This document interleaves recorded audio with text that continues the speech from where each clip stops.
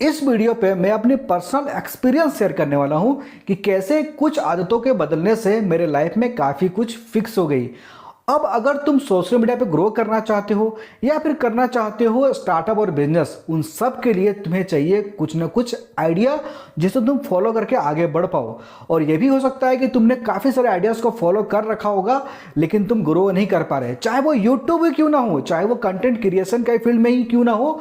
ये सारे चीज़ों पे जो मैं बातें बताने वाला हूँ ये हर जगह पे अप्लीकेबल होने वाला है। तो अगर तुमने अभी तक चैनल को सब्सक्राइब नहीं किया है तो सब्सक्राइब कर लो, क्योंकि तुम्हारे लिए चैनल आने वाले टाइम में काफ़ी काम के कंटेंट तुम्हें दे सकती है। उन 3 हैबिट्स के बारे में बात करने से पहले हमें यह समझना होगा कि आखिर आप अपने काम को ठीक से क्यों नहीं कर पाते।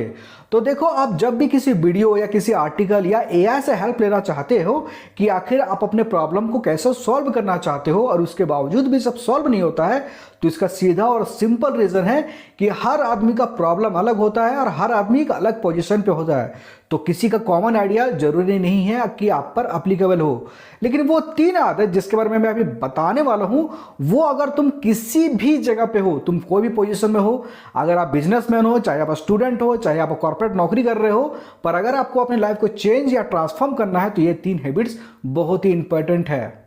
अब चाहे YouTube पर या फिर तुम किसी भी इंडिविजुअल से अगर तुम पूछोगे कि मैं अपने काम को ठीक से कर नहीं पा रहा हूं, तो वो हमेशा तुम्हें एक ही सजेशन देगा कि भाई डिसिप्लिन मेंटेन करो।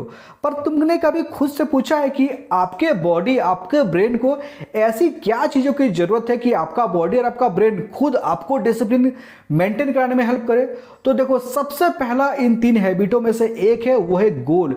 काफ़ी लोगों को मैंने देखा है कि उन्हें ये तो पता होता है कि उन्हें करना क्या है, पर कैसे करना है उन्होंने उसके लिए कोई रोड मैप बनाया ही नहीं है।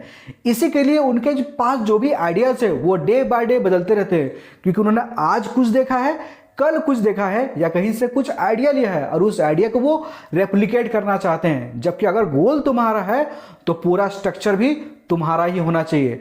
तो उसके लिए सिंपल है कि अगर आज तुम्हारे मन में कोई आइडिया या कोई थॉट चल रहा है तो उसे एक पेपर या डॉक्यूमेंट या फिर कंप्यूटर में कहीं पर भी एक लाइन से लिखना शुरू करो, क्योंकि ये बहुत ही इंपॉर्टेंट है। उससे तुम ये जज कर पाओगे कि कौन सा आइडिया बेस्ट है, उसमें से पिकअप करने में हमेशा आसान रहता है। अब अगर मान लो तुमने आज कोई आइडिया लिखा और कल तुम बाहर गए और तुम्हें कुछ नए आइडियाज पता चल गए, तो होता क्या है आमतौर पे, अगर तुमने आज तुम्हारे पास जो थॉट्स है और कल के जो थॉट्स है, तो आज के कुछ थॉट्स तुम भूल जाओगे।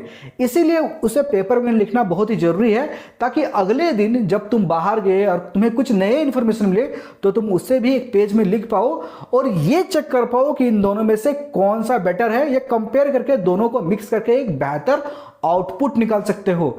इसीलिए हमेशा तुम्हारा गोल बहुत ही ज्यादा अच्छे से लिखा हुआ होना चाहिए। एक बार अगर तुम्हारे दिमाग और तुम्हारे बॉडी ने इस बात को एक्सेप्ट कर लिया ना कि ये मेरा गोल है और ये मेरा रोड मैप है और मुझे ऐसे चलना है, उसके बाद तुम्हें डिसिप्लिन में आने की जरूरत नहीं पड़ेगी। तुम्हारा ब्रेन तुम्हें खुद 5 बजे उठाएगा और तुम्हें डिसिप्लिन मेंटेन करने को मजबूर करेगा। क्योंकि जब भी हम लोग अपने गोल का स्ट्रक्चर अपने ब्रेन और अपने बॉडी को देते हैं तो तुम्हारा ब्रेन उसे प्रोसेस करके तुम्हारे लिए बेस्ट आउटपुट टाइम निकालता है। तो तुम्हें 5 बजे अलार्म सूटने की जरूरत नहीं पड़ेगी, तुम्हारा बॉडी तुम्हें खुद उठाएगा। इसीलिए कई बार जब तुम डिसिप्लिन को फॉलो करते हो और तुम्हारे पास काम करने का कोई स्ट्रक्चर ही नहीं है, तो वो डिसिप्लिन वेस्ट हो जाता है और फिर तुम्हें ऐसा लगता है कि मुझ में ही कोई कमी है। और ऑब्वियस सी बात है, कमी तो है ही। और तीसरी और सबसे इंपॉर्टेंट चीज वो है कंसिस्टेंसी।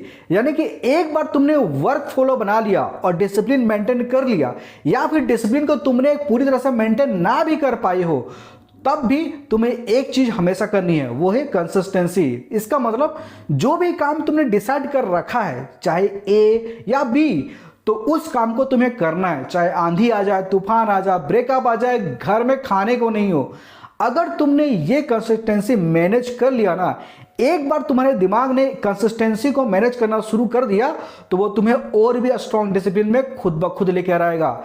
इसीलिए सिर्फ डिसिप्लिन पे डिपेंडेंट मत रहो कि एक बार डिसिप्लिन होंगे फिर कंसिस्टेंसी को फॉलो करेंगे।